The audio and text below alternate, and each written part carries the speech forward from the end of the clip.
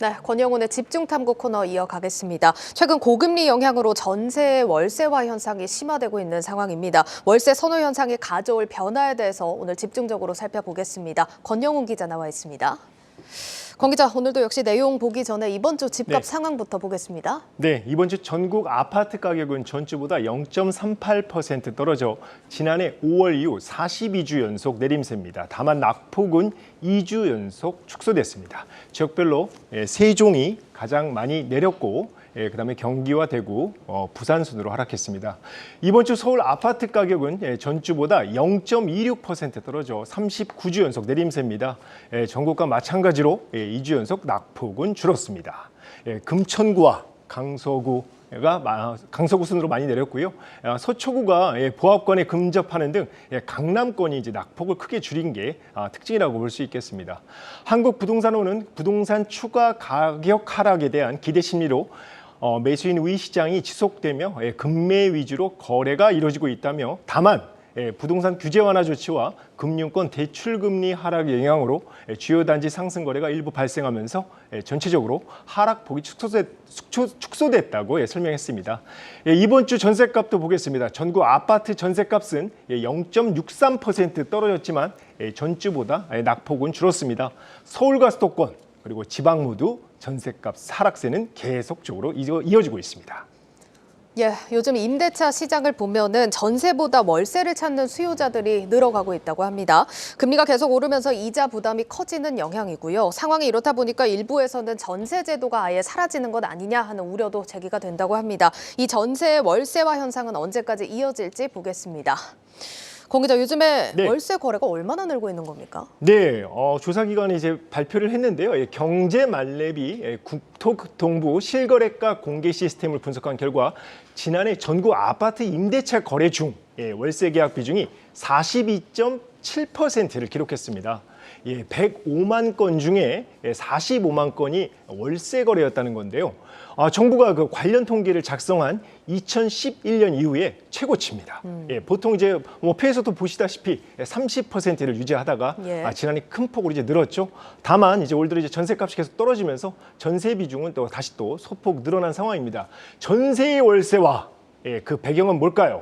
먼저 금리가 꾸준히 오르면서 대출이자 부담이 커져서 월세로 전환하는 수요가 늘었기 때문입니다. 전월세 전환율을 보면 이제 쉽게 알 수 있는데요. 전세를 월세로 돌릴 경우 월세를 얼마나 내야 하는지 알려주는 기준입니다.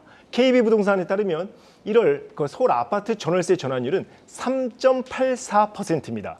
그런데 전세 대출 금리가 최저 4% 중반이고 최고 7%까지 달해서 은행이 비싼 이자를 내느니 아예 그냥 집주인에게 상대적으로 좀 싼 월세를 내는 게 낫다, 이렇게 판단을 하는 거죠. 그러면서 이 월세 가격은 2019년부터 줄곧 오르다가 지난해 10월을 정점으로 조금씩 이제 안정을 좀 찾고 있는 모습입니다. 아파트값, 전세값 뚝뚝 떨어지는 건 다들 알고 계시는데 그 와중에도 월세값은 견조한 흐름을 보이고 있다, 이렇게 볼 수 있겠습니다. 지금 금리 영향도 있지만 사실 전세 시장에서 최근에 불미스러운 일이 많았던 것도 영향이 있지 않을까 싶은데요. 아주 정확한 지적이십니다. 바로 전세 사기, 깡통 전세, 그리고 이제 역전세난 같은 경우가 이제 발생을 하면서 보증금을 돌려받지 못할 수 있다는 우려감이 이제 시장에 팽배해진 것도 월세 수요 증가에 한몫을 했습니다. 여기에 전세 대출 규제가 월세를 선택하게 만든 측면도 있는데요. 시가 9억 원을 초과하는 주택을 갖고 있거나 부부 합산 소득이 1억 원 이상인 1주택자는 전세 자금을 대출받을 수가 없습니다. 나아가 지난 정부, 이제 문재인 정부죠, 임대차 3법을 이제 시행을 하면서 전세가 급등을 가져와서 이제 월세 수요를 키웠고 또 전세 사기 원인을 제공했다는 주장이 적지 않습니다. 정부가 직접 가격을 규제해서 시장 가격을 이제 어떻게 보면 왜곡시켰다라는 이런 건데요. 그래서 이제 손질이 좀 필요로 하다, 이런 지적들이 지금 나오고 있습니다. 자, 전문가들은 당분간 금리 인상 기조가 이제 바뀌기 전까지는 월세 선호 현상이 이어질 것이라고 내다봤습니다. 인터뷰를 한번 보시죠.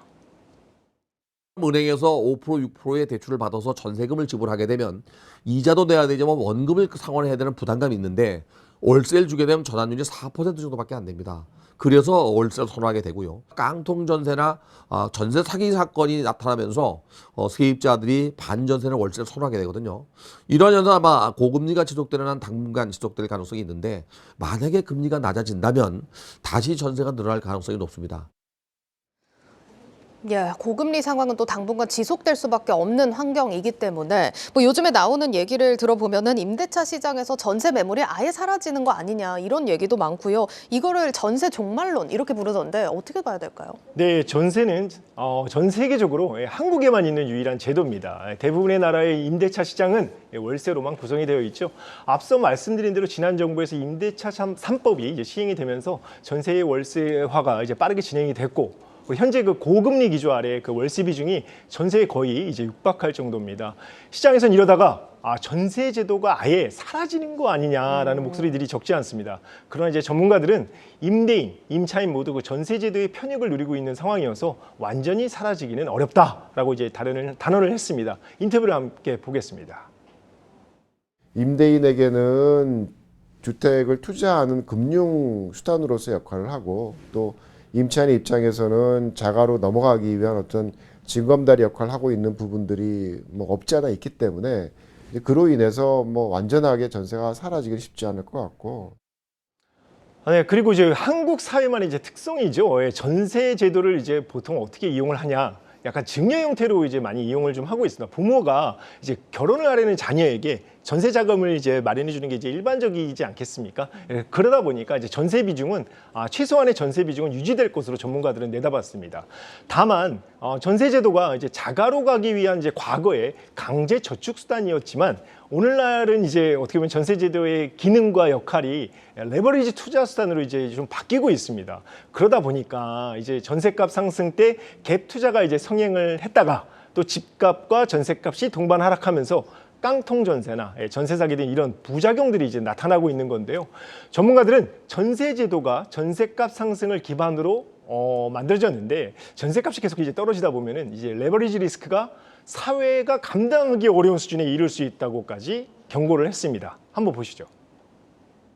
전세에 있어서의 어떤 그런 부채 돌려받기이기 때문에 유지되었을 수 있던 사항이 이제 사라지게 되면 임대 시장의 신용 경색의 문제가 결국 매매 시장의 뭐 갭 투자로 이루어진 그런 투자자에 있어서의 부도의 문제로 연결될 수 있는 그런 연결고리가 생성이 되거든요. 그래서 최소한 정부에서 전세는 안전하고 싼 임대계약 형태라는 잘못된 믿음에서 시도했던 뭐 전세 대출의 저리 확대라든가 뭐 이런 것들에 대해서 좀 다시 생각을 하고 좀 정리를 해야 될 시기인 것 같아요. 다시 말해서 정부가 주거 사다리라는 명분 아래 정책적 지원만 검토하지 말고 사회적 문제를 동반하는 만큼 기능과 역할을 제고할 필요가 있다는 겁니다. 예, 여기까지 듣겠습니다. 권영훈 기자였습니다.